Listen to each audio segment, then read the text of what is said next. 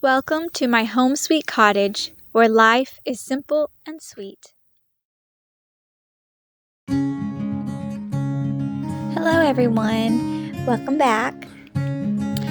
It just dawned on me the other day that I have never shared my home birth experience with y'all with my third child, which is my second experience with a home birth. And I guess the main reason why I would like to share it is because a lot of people have a lot of misconceptions about home birth and think it's weird and think I'm crazy. And anyways, so I would like to just talk about it and how my experience was with it and what I think about it. Obviously, I'm for it since this was my second time doing it. But if you are listening to this, just trying to find out if you would be interested in it or not, then this might be a great video for you to get a better understanding of it. Or maybe you're just a little curious at hearing my story, and that's fine too. With a home birth, you have all of the same tests run on you whenever you have a midwife as you would going to the doctor's office. So you're not going into the day of your labor blindly. You've had all your checkups, you've had all the tests run just to make sure everything's okay. Obviously, you cannot know what the future holds. There's things that can happen at the last second on the day of labor that you weren't prepared for. But as long as you have a very experienced midwife, you should have nothing to worry about. And you always have the option to go to the hospital if you feel like that's what you need to do at the last second. With this particular pregnancy, I had so many false alarms, it was ridiculous. And I know that my midwife had told me that the baby's head was in a kind of a strange place. It really wasn't pushing down exactly where it was supposed to. So things were a little bit off, and I feel like that's what caused so many false alarms. And I even wondered if I would have went into labor sooner if she was in a better position. I was getting so miserable and so sick and tired of being pregnant, which is, I guess, pretty typical. But when you have so many false alarms, it gets even more frustrating. But my midwife, she was really great. She told me of some things I could try. There's something called a Miles circuit, which is basically some exercises that can help get labor going and to keep it going. And I did that on the day that she was born. And it did get contractions started, but it did not keep on going. I was texting my midwife the whole day. I just knew I was about to have this baby get out of me because I was just so determined to make it happen. And she told me that maybe I should get a nap since I had worked out that morning. So I did my best to get a nap. I did get like an hour nap. And then when I got up, then me and the kids and my husband went walking down the road.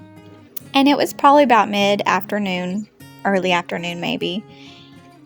And still nothing was happening. And so I decided that if I hadn't started going into labor in a few more hours, then we were going to go to the store and we were going to get all of the ingredients for a castor oil cocktail. And I was going to induce my labor. And my midwife had actually given me the recipe for it, so I knew all the things to get. And she said that most of the time it works. There have been a few times it has not worked for people. But I was so determined, I just knew it was going to work for me. So it was probably about 7 or 8 in the evening. And we went to the store. And while we were walking around in there, I had a contraction. And I thought, it's just Braxton Hicks again. It's not the real deal. So kept on doing my thing. Kept on looking for all the ingredients I needed. And then I had another contraction. And I thought, oh, it's still just false alarm. Well, on our way home, It was just too obvious to ignore. It was full on labor. And so I let my midwife know, and she said that her and her assistants would be on their way shortly. So thank goodness I did not have to drink that nasty castor oil cocktail. But my midwife and her assistants probably got to my house around 10 that evening. And, she checked me and did all the things that they do, felt to my stomach, did all the stuff. And come to find out, her head was twisted in the wrong direction. Like she needed to completely twist the other way.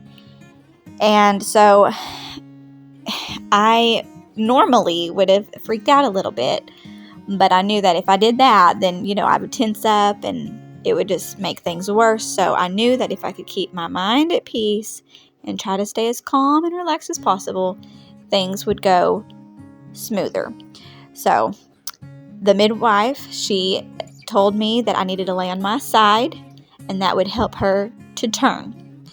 And so I laid there for a good, I'd say an hour probably, and she checked me again, and she still wasn't, she had turned, but not all the way, not where she needed to be just yet.